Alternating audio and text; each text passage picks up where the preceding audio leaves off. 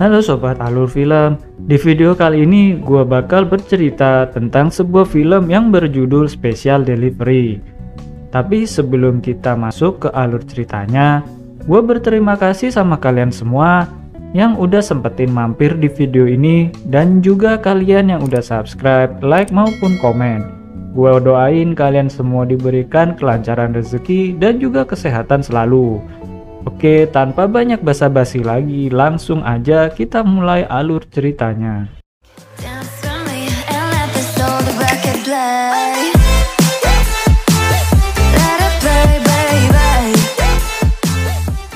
Film dimulai dengan seorang wanita bernama Chang Eun-ha sedang mengendarai mobil tua yang baru dibelinya menuju ke tempat ia bekerja.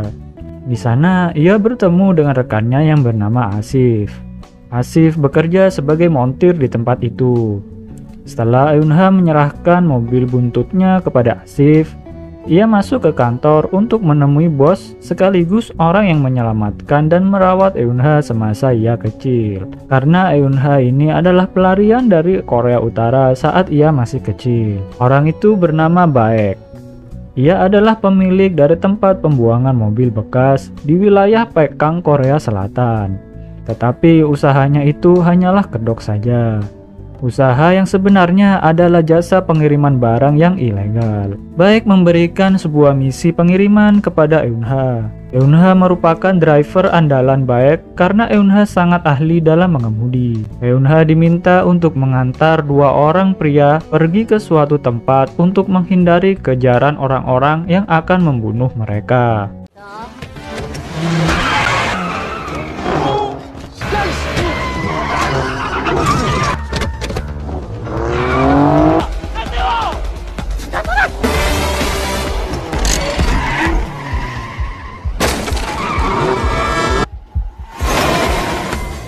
Setelah berhasil selamat, Eun-ha kembali menemui Baek untuk mengambil bayarannya. Setelah itu, Eun-ha kembali ke apartemen tempatnya tinggal. Scene berpindah kepada ayah dan anak yang sedang berkemas pakaian.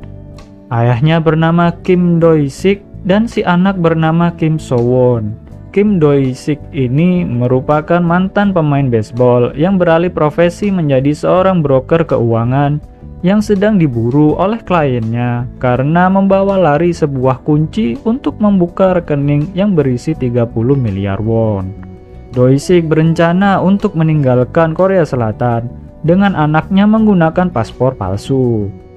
Do-sik juga memesan jasa kirim milik Baek untuk membawa dirinya dan juga anaknya ke luar negeri. Beralih kepada klien Kim Do-sik yang kunci berangkasnya dibawa kabur. Ia bernama Jo Kyung-pil. Dia ini adalah seorang komandan polisi. Sayang beribu sayang, pekerjaannya itu hanyalah sebuah kedok belaka. Ia sebenarnya adalah ketua dari sebuah gangster yang ada di Korea Selatan. Ia menghampiri tempat Do-sik biasa bekerja. Ia mengambil beberapa uang yang tersisa di sana. Dan juga menghabisi rekan kerja Do-sik yang tidak sadar kalau Do-sik telah menipunya dan membawa kabur kunci berangkas milik Jo Kyung-pil. Di hari berikutnya, Eun-ha, Baek dan juga Asif menyiapkan rencana untuk mengantar Do-sik dan putranya ke pelabuhan untuk diselundupkan ke luar negeri.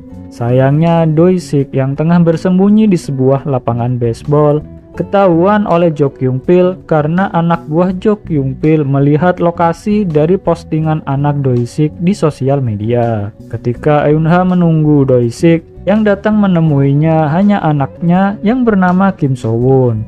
Ia dikejar oleh anak buah Jo Kyung-pil. Eun-ha lalu membawa So-won pergi. Di tengah jalan, Jo Kyung-pil hendak menabrak mobil Eun-ha. Namun Do-sik yang sekarat datang menghadang yang membuatnya tertabrak hingga kehilangan nyawa.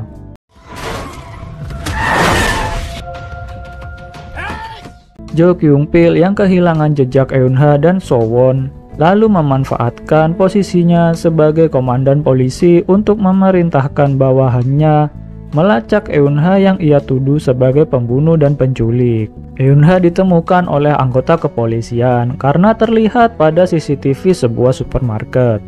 Eun-ha yang sadar kalau dirinya telah ditemukan oleh Jo Kyung-pil lalu membawa pergi So-won yang tengah menangis karena mengetahui kalau ayahnya terbunuh. Pihak kepolisian lalu menghubungi NIS, yaitu Badan Intelijen milik Korea Selatan, yang dipimpin oleh Han Mi-yong, untuk meminta bantuan mengidentifikasi tersangka yang tengah kabur. NIS berhasil melacak keberadaan Eun-ha dari penggunaan ponsel yang digunakan. Mengetahui hal itu, Jo Kyung-pil diam-diam meminta salah seorang anak buahnya untuk menuju lokasi Eun-ha dan menghabisinya. Kembali kepada Eun-ha dan So-won.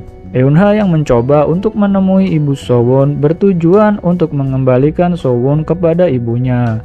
Ternyata ibu So-won tidak mau mengakui kalau So-won adalah anaknya. Eun-ha yang kesal kemudian kembali ke mobil untuk menemui So-won.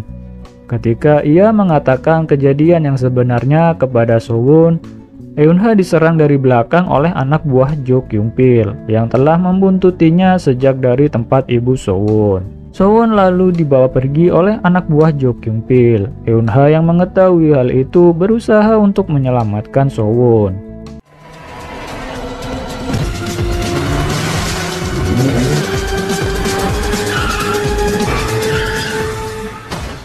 Eun-ha yang berhasil mengalahkan orang suruhan Jo Kyung-pil kemudian kehilangan kesadaran akibat luka yang ada di kepalanya. So-won yang khawatir lalu meminta bantuan orang yang lewat kemudian memberikan uang yang dimilikinya untuk menyelamatkan Eun-ha. Scene beralih kepada Ha Min-yong yang curiga kepada gerak-gerik Jo Kyung-pil.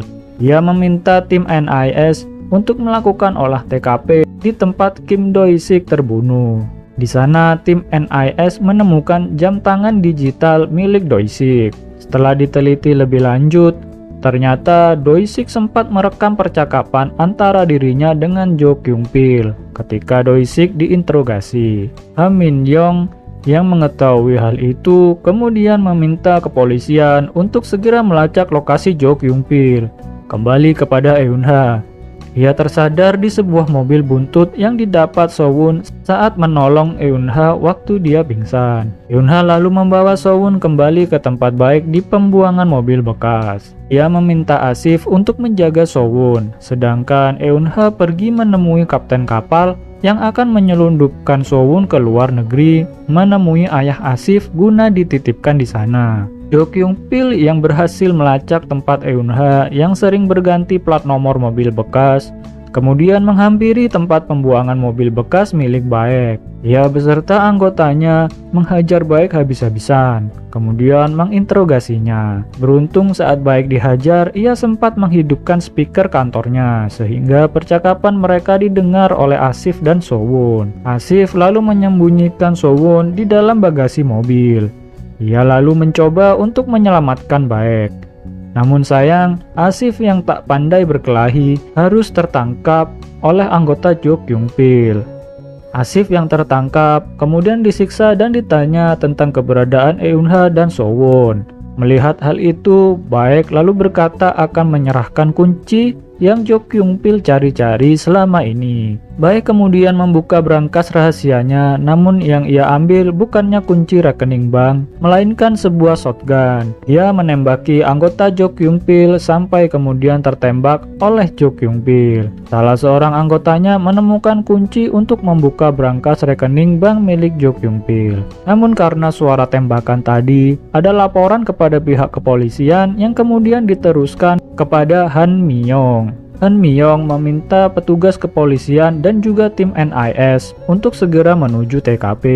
Eun-ha yang kembali ke tempat Baek mendengar suara tembakan tadi, sehingga ia menyelinap ke balkon dan mengintip situasi di dalam kantor.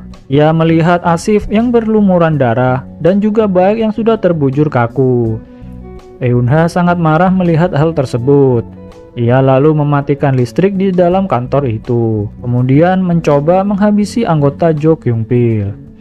Eun-ha juga sempat menikam Jo Kyung-pil. Ia juga menebas perut Jo Kyung-pil dengan gergaji.